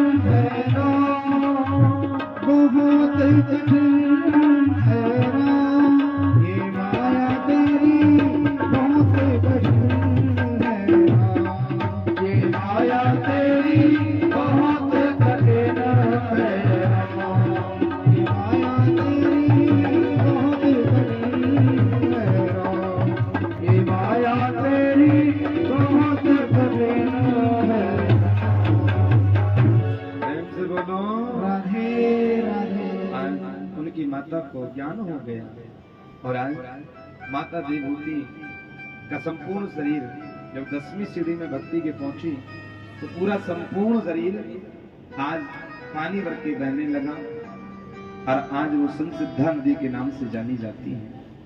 आज हम कपिल देव गंगा सागर क्षेत्र में चले गए जहां मकर संक्रांति वाले दिन जाते हैं। प्रेम से बोलो राधे जय श्री कृष्ण। आइएगा प्यारे भक्तों, आज सुखदेव जी महाराज राजा परीक्षित से कह रहे हैं कि परीक्षित, देवहूति का वंश आगे नहीं चला और प्रसूति का विवाह दक्ष प्रजापति के साथ ब्याही गई, जिनसे सती का प्रादुर्भाव हुआ और आकृति रुचि प्रजापति के साथ ब्याही गई, जहां से यज्ञ भगवान का प्रादुर्भाव हुआ। 3 बहन थी तो यज्ञ भगवान का प्रादुर्भाव हुआ। जैसे ये ज्ञान यज्ञ है, यज्ञ होती है बड़ी बड़ी, आपने देखे होंगे कानपुर से ऊपर लखनऊ गोरखपुर, यहाँ पे जाओगे बहराइच गोंडा इलाहाबाद प्रयागराज नेपाल, उधर यज्ञ का कार्यक्रम होता है। यज्ञ के लिए जो स्थान है वो बड़ा विशाल है, ठीक है। यज्ञ ये भी है, ज्ञान में यज्ञ है और वो कर्म कांड यज्ञ है, उसके द्वारा भी भगवान को पाया जा सकता है। और यज्ञ भगवान की जो पत्नी है ना महाराज, वो है दक्षिणा। बहुत से लोग कहते हैं महाराज जी हर काम में दक्षिणा मांगता है, ब्राह्मण तो 4 मंत्र बोले नहीं उसके बाद फिर दक्षिणा उसे चाहिए। अरे राम राम राम, हाँ दक्षिणा चाहिए, क्योंकि यज्ञ भगवान की पत्नी का नाम ही दक्षिणा, और बगैर दक्षिणा के कोई कार्य पूरा नहीं होता। अच्छा एक बात बताइए, आपके घर में लक्ष्मी ना हो कोई कार्य कर पाओगे? आप ही बताओ, क्यों चाहिए आपको लक्ष्मी भाई? 24 घंटे पैसे पैसे पैसे पैसे करते रहते हो, अपनी तरफ झांक के देखो ना।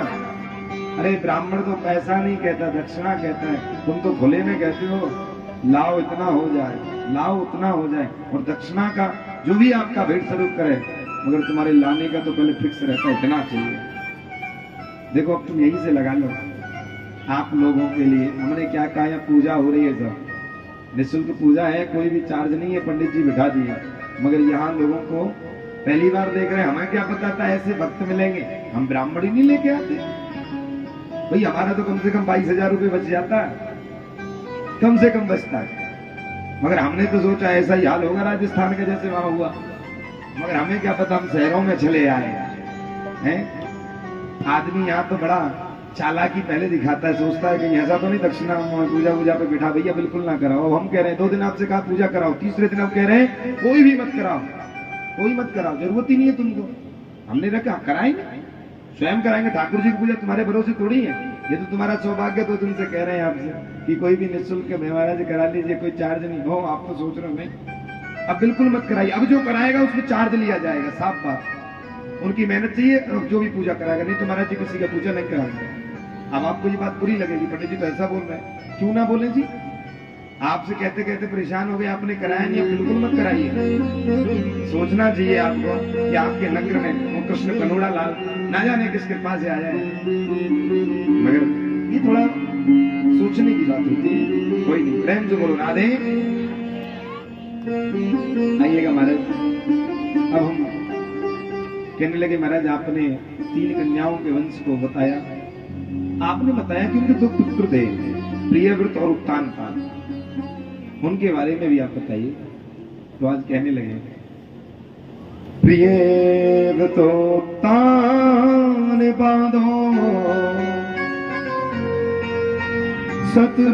शत्रुपापते शुतो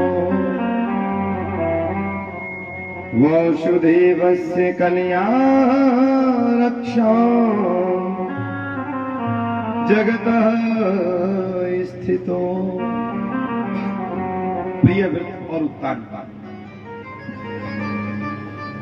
उत्तानपाद महाराज आज उनकी पत्नी है, जो बड़ी पत्नी है सुनीति, बहुत वर्ष साथ रहे तो कोई संतान उनको उत्पन्न नहीं हुई।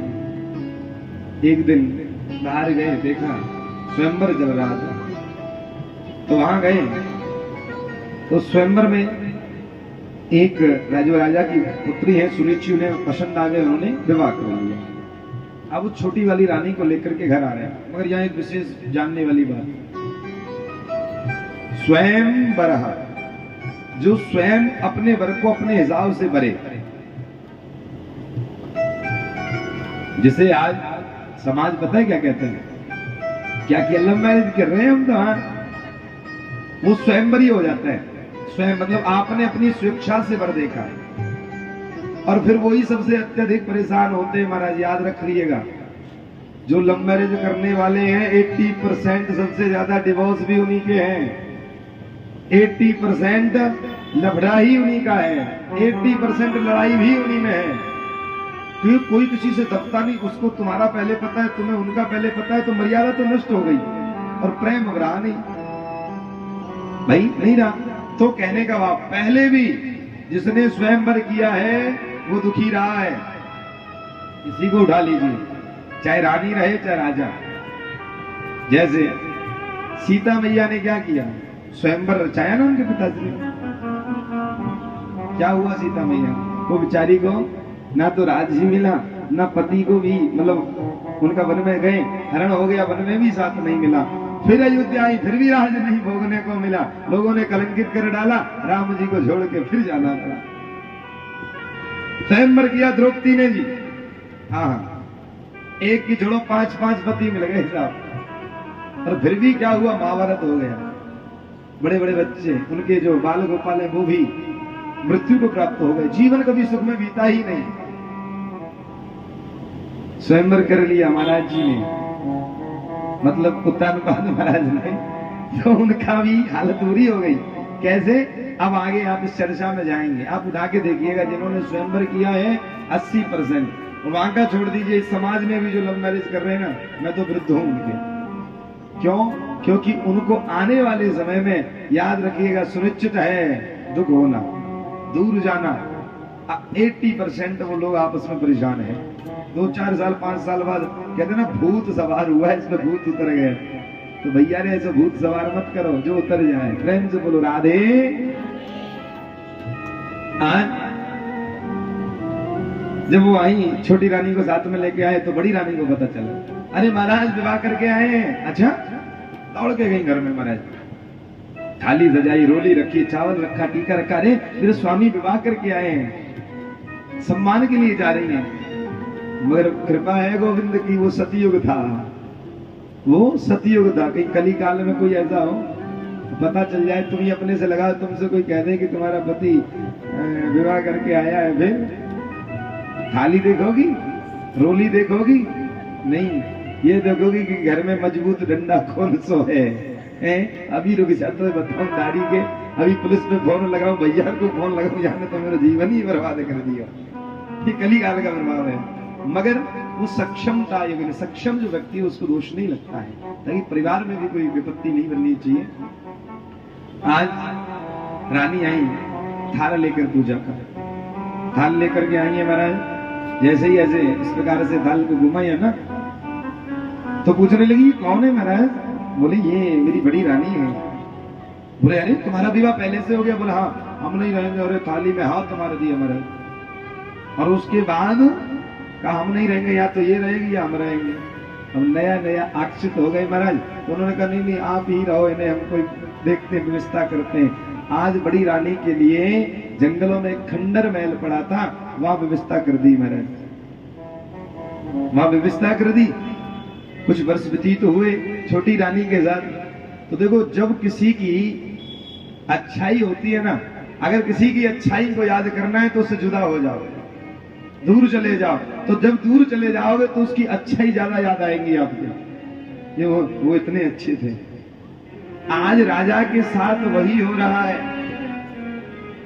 अपने पत्नी को, बड़ी पत्नी को याद कर रहे हैं कि देखो मैंने कामग्रस्त होकर अपनी पत्नी को परित्याग कर दिया, मगर उसमें जो गुण है वो गुण इसमें नहीं है।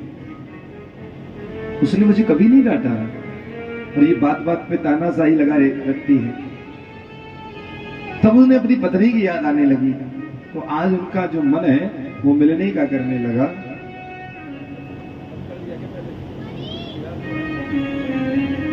तो प्यारे, आज राजा के हृदय में बड़ी पीड़ा होने लगी। तो आज रानी से बोले कि मैं जा रहा हूं शिकार खेलने। बोले ठीक है जाइए। आज शिकार खेल के महामंत्री को लेकर के चले गए अपने साथ में। जब जैसे साथ में लेकर गए हैं तो शिकार सामने आता है। जो शिकार जब सामने आता है तो राजा उल्टा सीधा तीर चलाते हैं। महामंत्री ने पूछा महाराज शिकार तो आपके समक्ष है, मगर आप एक बात बताइए तीर उल्टा सीधा क्यों चला रहे हो? बोले महामंत्री अभी आप समझे नहीं। बोले नहीं।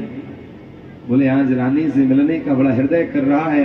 अगर मैंने शिकार कर दिया तो मुझे फिर महलों के लिए जाना पड़ेगा, और जब तक मैं शिकार नहीं करूंगा तब तक मैं वहां नहीं जाऊंगा, और रात्रि हो जाएगी तो मुझे घर में वैसे भी नहीं जाऊंगा। ये राजाओं का नियम हुआ करता था। तो समझ गए और कहने लगे अगर रानी पूछे तो कह देना कि आज हम आपके यहाँ पर ही रुक गए हैं। बोले ठीक है महाराज मैं बोल लूंगी, मैं कह दूंगा, बोल दूंगा। ठीक है। आज महामंत्री ने बताया रानी साहब की जय हो जय हो जय हो। बोले हाँ कहिए क्या बात है? बोले आज महाराज आने वाले हैं। बोले क्या मंत्री आप बड़ी अच्छी खबर लाए हो, क्या मुंह मीठा कराऊं? आज महामंत्री का गुड़ से मुंह मीठा कराया है। 5 वर्ष हो गए मुझे, और रानी वो बावली हो गई हो।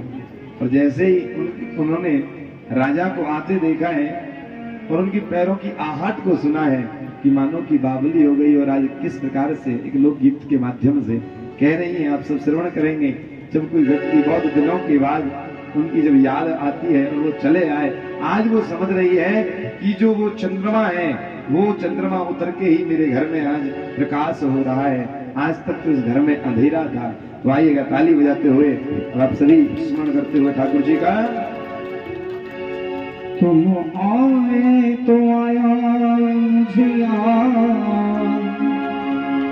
तुम आए तो आया मुझे याद, गले में आचार तुम आए तो आया मुझे याद, गले में आचार निकला। तुम आए तो आया मुझे याद, गले में आचार निकला। तुम आए तो आया मुझे याद, गले में आचार निकला। कितने दिनों के बाद गली में आचार निकला, जाने कितने दिनों के बाद गली में आचार निकला। राजा आप पधारो। आज मुझे लगा है कि मेरे घर में आज रोशनी पड़ी है, आज मेरे घर में चंद्रमा का प्रकाश पड़ा है। ये चंद्रमा नित्य प्रतिदिन निकलता है, मगर इसकी चांदनी जो है वो मुझे चुभती थी, खाती थी, क्योंकि मेरे हृदय में अंधेरा था। मगर आज जब मेरे आप घर में आए हो तो मानो कि ये चंद्रमा यहीं निकल आया हो, और आज मेरे हृदय में भी प्रकाश हो गया है। राजा जय हो।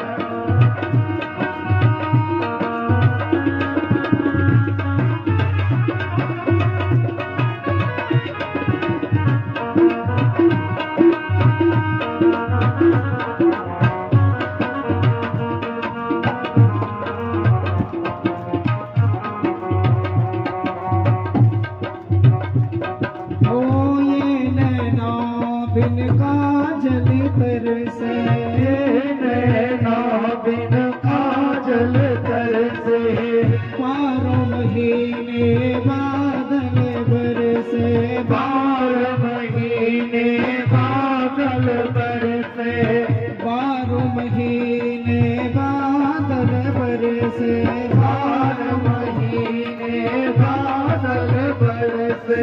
रब ने मेरी फरियाद सुनी, रब ने मेरी फरियाद, गली में आचार निकला, गली में आचार निकला। कितने दिनों के बाद गली में आचार निकला। कहने लगी राजा जब से तुम मुझसे जुदा हो गए हो, दूर चले गए हो, मैंने आंखों में काजल नहीं लगाया। बोले क्यों? बोली लगा के करती ही क्या, जब से तुम गए हो तब से इन आंखों के आंसू ही थमे नहीं, कभी ना कभी रोना पड़ ही जाता है। और जब मैं रोती हूँ तो काजल लगाऊंगी तो पूरा फैल जाएगा, रुकेगा नहीं। इसलिए ये आंखें भी काजल के लिए तरस गई, क्योंकि जब तुम नहीं थे ना, तुम आ गए, अब इन आंखों में काजल भी लगा है। जय जय श्री राधे।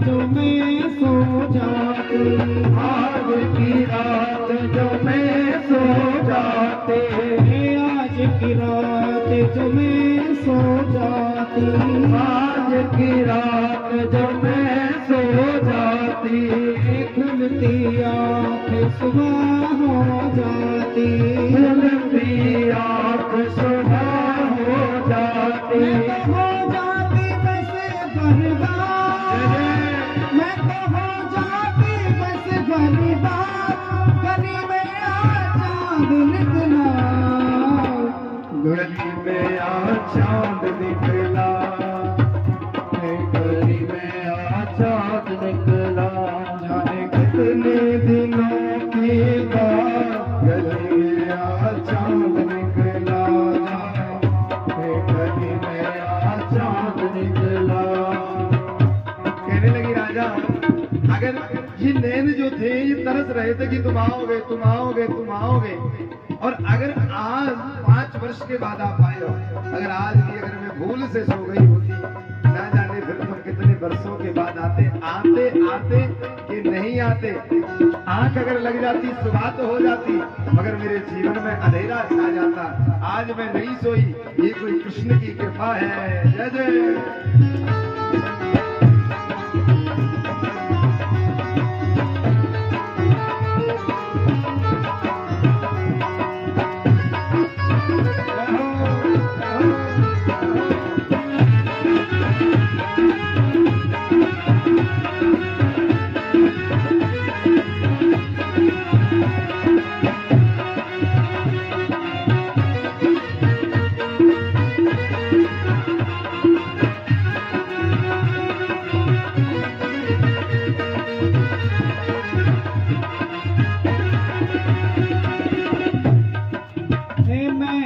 तुमको आते देखा, मैंने तुमको आते देखा, मैंने तुमको आते देखा, मैंने तुमको आते देखा, मैं अपनी जान को जाते देखा, अपनी जान को जाते देखा, अपनी जान को जाते देखा, अपनी जान को जाते देखा। फिर क्या हुआ नहीं आ, जाने फिर क्या हुआ नहीं आ, गली में आ चाँद निकला, गली में आ चाँद निकला, गली में आ चाँद निकला। कितने दिनों के बाद, जाने कितने दिनों के बाद गली में आ चाँद निकला, गली में आ चाँद निकला, गली में आ चाँद। बोलो बाकी हरिलाल की जय हो, श्री ठाकुर जी महाराज की जय हो। आज कहने लगी राजा, आप आए, आपके आते ही मैं भूल गई कि मैं कौन हूं। मेरे जो शरीर का कोई, वैसे मैं जी तो रही हूं, मगर वो जीवन नहीं था, तुम्हें देखने की एक आस थी। जैसे तुम आए हो तो संपूर्णता है, जाने में तुम में खो गई, मुझे पता ही नहीं चला कि मैं जीवित हूं कि मर गया। अब मेरे लिए आप ही हो, आओ राजा पधारो। रात्रि भर राजा रुके। आज रानी बड़ी प्रसन्न, सोई नहीं। जैसे ही सुबह राजा जाने लगे तो कृष्ण किया कि राजा की बेटी का जीवन कितना कठोर होता है ना। बाप के घर रहती है, एक प्रश्न है मेरा आपसे, बाप के घर रहती है तो उस घर को अपना समझती है, उस घर में बेटा भी रहता है, बेटी भी रहती है, मगर कोई भी वस्तु अगर गिर जाती है बेटा उठा के नहीं रखेगा, मगर बेटी उस वस्तु को उठा के रखेगी जरूर। बेटा आप घर आए, पूछे ना पूछे कि पिताजी भोजन किया कि नहीं, रोटी खाई कि नहीं, मगर बेटी जरूर पूछेगी। पूछेगी नहीं, पानी ही लेके चली आएगी, पिताश्री पानी पी लीजिए। मगर देखो ना, जब बेटी अपने घर को, वो उनका घर था, वो अपना समझ रही थी, मगर जब बड़ी होती है तो उनको समझ आता है, उन्हीं के माता पिता कहते हैं बेटी ये घर तेरा नहीं है। उस समय पीड़ा होती है बेटी को। फिर एक अजनबी व्यक्ति के साथ में मेरा संबंध जोड़कर कह देते हैं कि जाओ, यही तुम्हारा जीवन का साथी है, यहाँ आओ। मगर उधर से जब निकलना तो अब अर्थी पे ही निकलना। मायके से ससुराल चली आई। अब ससुराल में नंद को बहन बनाने में समय लगता है, सास को मां बनाने में समय लगता है, देवर को भाई बनाने में समय लगता है, ससुर को पिता बनाने में समय लगता है, तब जाकर के कहीं हमारा पति हमें स्वीकार करता है। वो भी आते हुए हम पर विश्वास नहीं करता, तब वो विश्वास करता है। उस पति को पाने के लिए उस बेटी को क्या क्या नहीं करना पड़ता है। मगर जब उसका पति उसे ना समझे, उसका पति उसकी पीड़ा को ना समझे, उसका पति उसे छोड़ बैठे, तो वो स्त्री कहां जाए, वो बेटी कहां जाए। राजा बोलो ना। आज राजा आंखें बंद करके चले गए, मगर यही उत्तर है, जब ये संसार छोड़ दे, जब तुम्हें ये संसार छोड़ दे, रिश्ते नाते सब तोड़ दे, अपना मुख भी मोड़ ले, तो आप उस समय कुछ भी ना करो, कुछ भी, केवल अपना नाता कृष्ण से हे मूर्ख बंदे जोड़ ले। केवल वह एक समय ऐसा होता है कि आप उस समय, यही आपका होना चाहिए जिसका कोई नहीं होता ना, उसके हमारे प्यारे बाकी बिहारी कन्हैया कृष्ण कन्हैया होते हैं जी। प्रेम से बोलो ना। आज भगवान की असीम कृपा, रानी पर पुत्र हुआ जो ध्रुव नाम से जाना गया, उधर छोटी महारानी पे भी पुत्र हुआ जो उत्तम नाम से जाना गया। आज ध्रुव जी 5 वर्ष के हो गए। प्यारे भक्तों, आज एक राम सुरुचे पुत्र मकमारो कलालिनम उत्तम नारोचंतम ध्रुवम राजा विहंदतः। आज ध्रुव जी ने सोचा माता का प्रेम तो हम पाते ही हैं, चलो पिता का भी प्रेम खा लिया जाए, क्योंकि बच्चे को ना दोनों ही प्रेम जरूरी है। ये बात हमेशा याद रखना।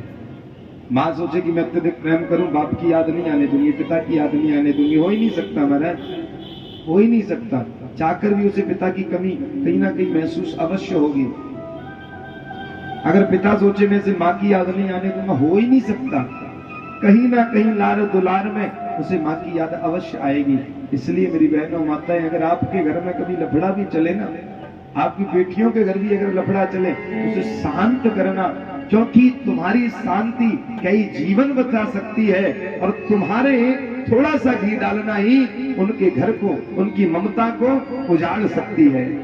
तो ऐसा कार्य कभी ना करना। देखो आपके घर बेटी भी है, बहुएं भी हैं, जितना भी हो सके घर में शांति का प्रयास करना, क्योंकि एक खुशी में किसी ना किसी को तकलीफ अवश्य होती है।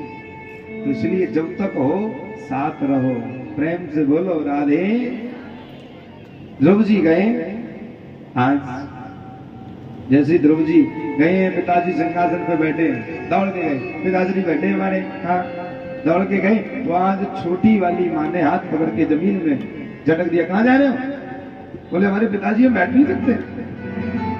बोले जितना इनका पिता होना जरूरी है, उतना हमारा माँ होना भी जरूरी है। जाओ नारायण का भजन करो, और जब वो प्रसन्न हो जाए तब आप आना, तब इस गोद में बैठने के आप अधिकारी। आज ध्रुव जी निकल गए, वनों में चले गए, और आज 6 महीने कटु तपस्या करने के बाद एक पैर पर खड़े हो गए, श्वासों को रोक लिया और वायु का आहार भी बंद कर दिया। प्यारे, तो आज नारायण भगवान को उस हठी बच्चे को दर्शन देना पड़ा है, उन्हीं का नाम ध्रुव हुआ। प्रेम से बोलो। ध्रुव जी ने राज्य शासन भी काफी वर्षों किया, और अंत में मृत्यु पर विजय पाकर सह शरीर वैकुंठ गए हैं, जो आज भी ध्रुव तारे के नाम से जाने जाते हैं। प्रेम से बोलो राधे। उन्हीं के वंश में पृथु अंतर ध्यान हवीर ध्यान प्राचीन वरई हुए हैं। प्राचीन वरई वो राजा, राधे राधे जय श्री कृष्ण, जो धर्म के विरुद्ध आचरण करते हैं, प्राचीन वरई यज्ञ करते हैं। यज्ञों में पशुओं की बलि देते हैं महाराज। एक दिन नारद जी आए प्राचीन वरई, और यज्ञ में आए तो रोने लगे। तो प्राचीन वरई कह रहे हैं, महाराज क्यों रो रहे हो? मैंने तो पूरी पृथ्वी को कुशाओं से बांट दिया, इतना पुण्य किया है। नारद जी रोते रोते कहने लगे, हाँ पुण्य किया। अरे मूर्ख, तूने इतने पशुओं की बलि दी है कि वो सब वहां जाकर के सोच रहे कब तुम आओ, कब हम तुम्हें खाएं। बोले मतलब? अरे वेद तो कह रहा है पशुम आल वेता। बोले नहीं, पशुम आल वेत, आल वेत का मतलब काटना नहीं होता। आल वेत का मतलब काटना नहीं होता है महाराज। अगर काटना ही हो तो जो पंडित जी विवाह कराते तो कहते हैं वरम कन्या हरम आल वेता। इसका मतलब वर को कन्या का हृदय काट देना चाहिए। विवाह किससे करेगा? हमसे कि तुमसे है? काल आलवेत का मतलब होता है छूना, अपने अभिमान को छूते हुए किसी भी यज्ञ में अनुष्ठान में भेंट दे दी जाए, बलि दे दी जाए। जैसे आप कथा श्रवण करने यहाँ पर आए, आ गए सब, कथा हो रही है जी, कृष्णानंद जी आए वृंदावन से, चलो महाराज, हाँ विद्वान है, आइए आइए। कथा श्रवण करके गए और आपने अपनी एक बुराई को नहीं मारा, तो काहे की कथा? फिर तो आप अपनी व्यथा में पड़े ही हो। आप कोई भी धर्म का कार्य करो, मत करो ना, मगर जब करो तो भगवान के पास जाओ तो अपनी एक बुराई को नष्ट कर दो। आप अगर अपने पतियों से लड़ती हैं, लगता है कि हमें कुछ कमी है, तो उस कमी को नष्ट कर दो। अगर लगता है कि हम ज्यादा बोलती हैं, तो उस जवान को थोड़ा कम कर दो। कथा से हम नहीं बोला, हाँ बोले बिगड़ तो नहीं रहे हो जाए महाराज जी, हाँ सब काम बिगर खाए रह सके, मगर बिगर बोले हम नहीं रह सके। हाँ प्रेम से बोलो राधे। तो प्यारे, जैसे पुरुष हैं उनमें अगर कोई उदंडता है, पुरुष वर्ग के लिए भी है, एक कार्य आप धर्म का कर रहे हो, मात्र एक बुराई, किसी की बुराई करना, चुगली करना, अगर कोई नशा आप करते हैं, आप बहनों को नहीं मान रहे, अपने भैया को नहीं मान रहे, माता पिता को नहीं मान रहे, उन बुराई को नाश कर दो। एक अच्छाई की तरफ खाली आप एक कार्य से बढ़े, अत्यधिक कार्य नहीं, केवल एक बार एक अच्छाई अपना ले। जब आप एक साल में एक धर्म का कार्य करें, देखना प्यारे, वो एक अच्छाई ही आपका पूरा जीवन बदल देगी। याद रखना ये बात, प्रेम से बोलो। जैसे जब हमारे शरीर में बुराई प्रवेश होती है ना, तो वो थोड़ी सूक्ष्म में आती है, रौले बढ़ जाती है। इसी प्रकार जब अच्छाई आप ग्रहण करोगे तो सूक्ष्म में आएगी, मगर उसके बाद वो बढ़ जाएगी। आज तुमसे कहने लगे महाराज, जो हमें अपने लिए बुरा लगे, जो हमें अपने लिए बुरा लगे वो किसी और के लिए मत करो, तो तुम्हारा कल्याण हो जाएगा। छोटा सा मूल मंत्र, जो हमें अपने लिए बुरा लगे वो औरों के लिए मत करो। अच्छा ये बताओ, तुमसे कोई तेज आवाज में बात करे कैसा लगेगा? बिन वजह कोई परेशान करे, क्या करोगे? रोगे ना, हृदय दुखेगा ना, दुखेगा कि नहीं? दुखेगा। अच्छा, आपसे अगर कोई आपसे नीचे वाला कुछ ज्यादा बोले तो आप शांत कर दो, तुम्हारी औकात नहीं है जो तुम हमसे ऐसी बात करो, उसे 10 शब्द सुना दोगे। मगर तुमसे भी कोई औकात में बड़ा है साहब, वो भी तुम्हें श्रवण करा सकता है, तो फिर पीड़ा किस बात की? तुम उससे मत बोलो, कोई तुमसे नहीं बोलेगा। तुम किसी के साथ गलत मत करो, तुमने किसी के साथ गलत किया तो तुम्हारे साथ होगा। तुमने अगर किसी की आत्मा दुखाई है तो ठीक है, वो नहीं दुखाएगा, मगर कोई अपना रूप लेकर आएगा और वही तुम्हारी आत्मा दुखा के चला जाएगा। प्राचीन वही को समझा रहे हैं कि महाराज देखिए, लोगों ने बड़ा वो बना रखा है, ये आजकल बड़ा ट्रेंडिंग चल रहा है ना मांसाहार का। अगर देखो ठीक है, सब लोग नहीं खाते मगर कुछ तो खा रहे हैं। मौसम कहते महाराज हम तो ऐसे ऐसे हैं, वो अरे महाराज हमें तो ऐसा लगे है कि वो तो ठीक है जो है कर रहे हैं, मगर दुष्टता अब हम लोगों में भी कमी नहीं है। अगर ऐसा हो तो हमारे बाजारों में मांसाहार की दुकानें नहीं खुले, ये आप याद रखिएगा महाराज। तो कहने का भाव मेरा आपसे ये है, अब कहोगे कि देखो देखो हम तो महाराज क्या करें, वो ना बचपन से जीवन भर रहे राम राम राम। आप अपनी जीभ्या के स्वाद के लिए किसी पर चाकू चलवा रहे हो और तुम आशा कर रहे हो कि तुम पे सुई भी ना लगे। राम राम, ऐसा हो ही नहीं सकता। वो तुम्हारे स्वाद के लिए काटा जा रहा है, अगर तुम छोड़ दो तो वो काटा नहीं जाएगा, उसे बख्श दिया जाएगा।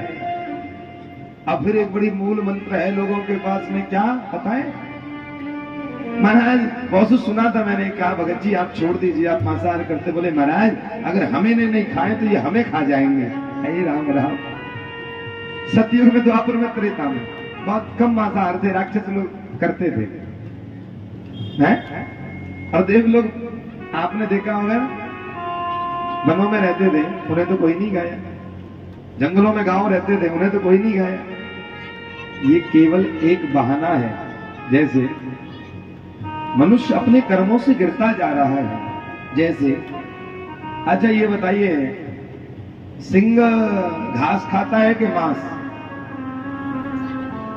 शेर जो होता है वो घास खाता है कि मांस? मांस खाता है। घास खाते देखा है आपने? नहीं। क्यों? क्योंकि वो सिंह का जो आहार है वो मांस को बनाया है। सिंह इसलिए मांस खाता है। गाय जो है वो घास खाती है कि मांस? घास खाती है। तो गाय के लिए, पशुओं के लिए वो घास बनाई है, उनका आहार भोजन। सिंह भूखा मर जाएगा मगर घास नहीं खाएगा। पशु भूखा मर जाए, जिससे आप दूध ले रहे हो, आप मांसाहार नहीं कराओगे हैं? मगर मनुष्य महाराज के लिए, मनुष्य के लिए क्या बनाए? आलू है, गोभी है, बैंगन है, भिंडी है, घी है, अब देखो नाना प्रकार के चावल, अनाज कई प्रकार के हैं, खाइए आप। मगर नहीं, मनुष्य एक ऐसा विषय है फिलहाल जो बनता जा रहा है, वो पशु का भी अधिकार खा जाता है, हैं? वो सिंह का भी खा जाए, वो गाय का भी खा जाए, बस पेश उसकी चलनी चाहिए, सब कुछ खा जाए, लोगों का धन भी खा जाए। कहने का भाव, हम अपने कर्मों से गिरे पड़े हैं, मगर पशुओं ने आज भी अपने स्वभाव को नहीं छोड़ा, मगर मनुष्य छोड़ बैठा है। यही कारण है जो अत्यधिक हमें दुख मिल रहे हैं, और संसार में कोई सुखी भी नहीं। कहने को कितना भी ढकोसला कर लो महाराज, किसको ही पूछता है आपसे, आप क्या कहते हो, कैसे हो? प्राचीन वही को नारद जी बता रहे हैं, सुखदेव जी महाराज परीक्षित से ऐसा होगा। लोग पूछते हैं आपसे कैसे हो? अरे आनंद आ रहा है, चकाचका महाराज, बढ़िया, फर्स्ट क्लास, एकदम बढ़िया, घर परिवार में आनंद है, आनंद है। अच्छा, कितना झूठ का चेहरा लेकर घूम रहे हो साहब, कितना झूठ का चेहरा लेकर घूम रहे हो साहब, कि दुख सबको है, सबको है, मगर कोई किसी को अभी पूछने लग जाए, कोई बताता नहीं है। अरे बताएंगे तो कोई क्या समझेगा, इनका बेटा ऐसा है, इनकी बहू ऐसी है, हमारे साथ ऐसा हो रहा है। कोई बहुत खास को बताते, सबको नहीं बताते। खुशी कोई पूछे, हाँ आनंद है, सबको बताते। झूठ बोल रहे हैं, साफ साफ झूठ है, क्योंकि जीवन में हर व्यक्ति जो माया में पड़ा है वो कहीं ना कहीं से दुखी है। आप ये मत जानो महाराज बड़े खुशी है, सबको कहीं ना कहीं दुख है। कोई परिवार से दुखी है, कोई पैसे से दुखी है, हैं? किसी का बेटा बेटी बढ़िया नहीं, किसी की बहू अच्छी नहीं। तो कहने का मतलब ये है कि कहीं ना कहीं से कोई दुखी है, कोई सुखी नहीं है संसार। प्राचीन वही धर्म के विरुद्ध कार्य ना करो, नहीं तो झेलना पड़ेगा तुम्हें। प्रेम से बोलो। आज वो समझ गए और उसने पश्चाताप की अग्नि में जले तो आज प्राचीन वही को वैकुंठ मिल गया। प्रेम से बोलो राधे राधे। तुमसे ज्यादा तेज बगल वाला बच्चा बोल रहा है जो पांडाल से बाहर है। ये सोचिए आप, उसकी आवाज यहाँ तक आ रही है मगर तुम इतने लोगों की आवाज। अच्छा एक बात बताओ, भोजन सब ठीक ठाक चल रहे हुए? बढ़िया, कोई आपत्ति तो नहीं? जय जय। और ऐसे लोग हैं नाम नहीं लेंगे क्योंकि क्या पता कल से तुम कथा में नहीं आओ, वैसे ही महाराज कहेंगे कि बिना हमारो का मतलब पड़ो है। मगर कुछ मैयाएं ऐसी हैं, बुरो मत मानियो, और मान जाओगी तो फिर देखो हमारो आप कुछ बिगाड़ तो नहीं पाओगे, चले जाएंगे भैया अपने घर। मगर कहने को भाव हमारा यूं है कि जब हम बोले हैं कि आप बोलो जी, प्रेम से बोलो राधे, तो कुछ मैयाएं जब तक हम देख नहीं ले ना तब तक हाथ नहीं उठाएं, ऐसे देखें ऐसे, जाने पर तो नहीं क्यों। तो कहने के बाद आप राधे राधे भी नहीं बोल पाओ, आप तो वही, पर हम देखेंगे ना तब एकदम से राधे, तब हाथ उठा लेंगे, तब मुंह से जवान, महाराज नहीं देख रहे हम तो ठीक है हम क्या कहेंगे। आप ये मत सोचो कि महाराज क्या कहेंगे, ये कार्य महाराज का नहीं है, ये कार्य भगवान का है। देखिए मुझे याद आ गया, एक कथा श्रवण करा देता हूँ आपको। एक जगह से कथा चल रही थी और उस कथा में बड़ी भीड़ थी महाराज। तो बड़ी भीड़ थी तो एक मैया थी, कूलर के समीप आके बैठ गई। जो कूलर के समीप आके बैठी तो वो सुपारी खा, कुछ मैया होती है ना सुपारी खाती हैं, कुछ तमाकू खाती हैं, ऐसी मैयाएं भी हैं जो तमाकू गुटखा खा लेती हैं। तो वो वही जो चलता है वो सुपारी खाती है। अब कूलर के सामने बैठी, बोले महाराज कहीं देख ना ले हैं। तो आज उन्होंने क्या किया, तो जब महाराज का मुंह इधर था तो सुपारी निकाल ली, जैसे महाराज देखे तो मुंह बंद, मुट्ठी बंद कर ली ऐसे। अब महाराज नहीं देख रहे हैं, हाँ अब निकाल लो, अब बंद कर ली, जैसे देखे बंद। उसके बाद में एक चूने की डिब्बी चलती है छोटी वाली ऐसे, जिसमें चूना रहता है ना, तो उसके ढक्कन खोल लिया। अब सोच रही है निकाल लूं कि महाराज ना देखें। अब ऐसे महाराज की तरफ देख रही है, एक तरफ उधर, एक तरफ महाराज एक तरफ उधर। अब जैसे ही उस महाराज जी की जैसे कथा इधर चल रही थी, मैया इधर से कहीं निकाल रही थी, तो जैसे ही महाराज अब निकालने को जैसे ही तैयार हुई, इधर जैसे महाराज की नजर पड़ गई, मैया मैया वो घबरा गई, एकदम ज्यादा निकल गया, जबकि महाराज की निगाह नहीं पड़ी मगर ज्यादा निकल गया। अब जब ज्यादा निकल गया ना तो अब उसने देखा हे राम राम, इतना अगर मैं खाऊंगी, मतलब इतना अगर मैं खाऊंगी तो मेरा मुंह कट जाएगा। बीच बीच में ब्रजभाषा निकल जाती है क्योंकि क्या करे ब्रजवासी। तो अब वो सोचने लगी अगर ज्यादा खाऊंगी तो मेरा मुंह कट जाएगा, और अगर बगल वाली को लगाऊंगी तो ये मुझसे लड़ जाएंगे कि तुम पागल हो। अगर यहाँ से उठ के गई तो दोबारा फिर गर्मी पड़ रही है, कूलर के नीचे हमें स्थान नहीं मिलेगा, क्या करें, बड़ी समस्या। बोले लो यही कोई व्यवस्था बनाए। अब उसने क्या किया, जो चूना ज्यादा निकला है अपनी 3 उंगलियों पे ले लिया। बगल में भोलेनाथ जी का छोटा सा मंदिर था, बगल में शिवलिंग बनी थी। भगवान तो भोलेनाथ का मंदिर तो हर जगह कहीं बना दो। तो उसने क्या किया, उस शिवलिंग पे 3 उंगली करके ऐसे त्रिपुंड उस चूने से काट दिया, तो उसमें से भोलेनाथ प्रकट हो गए और कहने लगे मैया मैं दुनिया को चूना लगाता हूँ और तूने मुझे ही चूना लगा दिया है। तो कहने का भाव, हम तो कथाएं ही करते हैं, आप ये मत सोचो महाराज जी देख रहे हैं कि नहीं, महाराज सबको देख रहे हैं, और सबको जिसको हम भी नहीं देख पाते उसको वो देख रहे हैं। क्योंकि राधा नाम सहस्त्रो नामा, एक बार राधा लेने से 100 बार का फल श्री ठाकुर जी का नाम लेने के बराबर होता है। प्रेम से बोलो ना। आइएगा प्यारे भक्तों, आज परीक्षित हाथ जोड़कर सुखदेव जी महाराज से कह रहे हैं, प्रभु आपने कहा कि वो प्रियव्रत के वंश का क्या हुआ, कृपा करके आप बताएं। कहने लगे उस वंश में ऋषभदेव जी महाराज हुए। ऋषभदेव जहां से जैन धर्म की उत्पत्ति हुई है, जैन धर्म की जहां से उत्पत्ति हुई है, जैन धर्म वाले बैठे हैं, कोई बैठे होंगे तो थोड़ा विस्तार से बता देंगे, और नहीं बैठे होंगे तो फिर हम बता ही रहे हैं कि जैन धर्म यहाँ से उत्पन्न हुआ, कैसे हुआ, क्यों हुआ, ये भी बता देंगे। तो कोई नहीं है, चलिए कोई नहीं। तो जैन धर्म वहीं से उत्पन्न हुआ। ऋषभदेव जी महाराज के 100 पुत्र हैं। एक दिन उन्होंने अपने पुत्रों को बुलाया और कहा कि बेटा ये जीवन क्यों मिला है, कृपा करके आप हमें ये बताएं। तो आज कहने लगे, कोई कहता है पिताजी राजकाज करने के लिए मिला है, कोई कहता है प्रजा की सेवा करिए, जो धन कमाया है उससे ऐश्वर्य भोगिए। आप ताली बजा करके सम्मान वक्ता का करेंगे। और मुझे ये तो याद नहीं आ रहा है, मगर इतना मुझे विश्वास है कि इनको हमने कहीं किसी और कथा में किसी ना किसी जगह देखा जरूर है ज्योतिपुर में। अब इतना पक्का नहीं है कि किस कथा में, मगर ये मालूम है कि और कथा में भी ये भक्ता पधारी जरूर है। प्रेम से बोलो राधे। ये 501 रुपए का दान आश्रम के निमित्त दे रही है। भगवान आपका सदैव कल्याण करे, बाकी बिहारी सदैव बना के रखे। और ताली बजा करके आप बहन जी का स्वागत कर देंगे।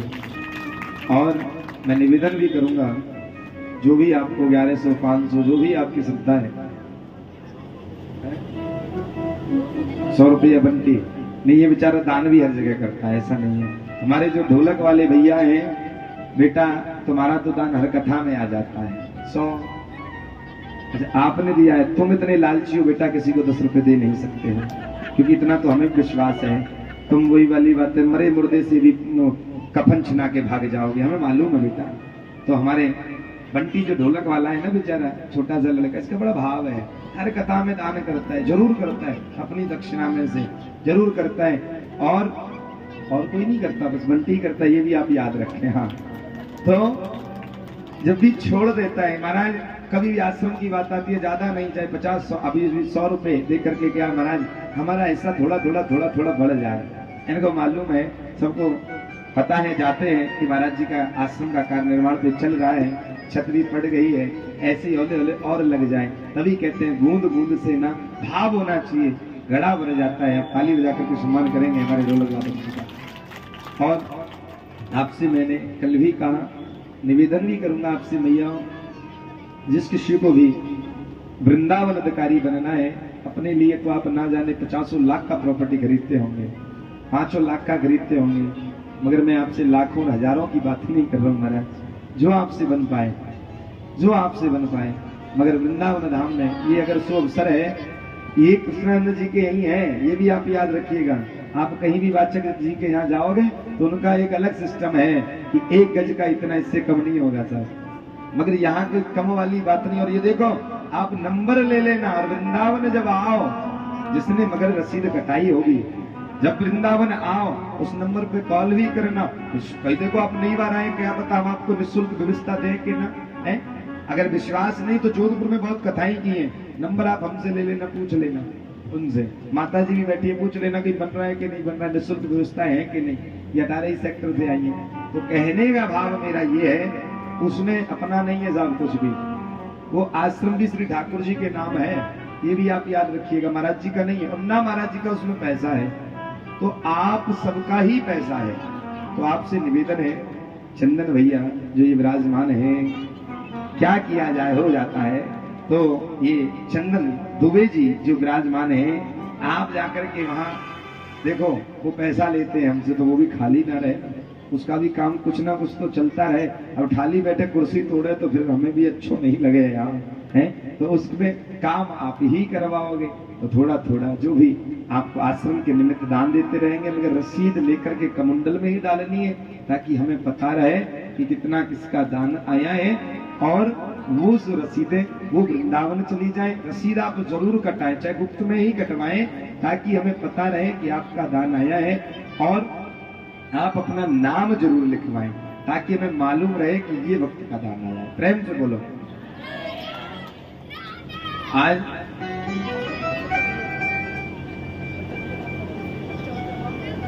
अच्छा यार, अब आइएगा, आप से निवेदन है, सोनू कहाँ है, सोनू कहाँ है? सोनू। सोनू का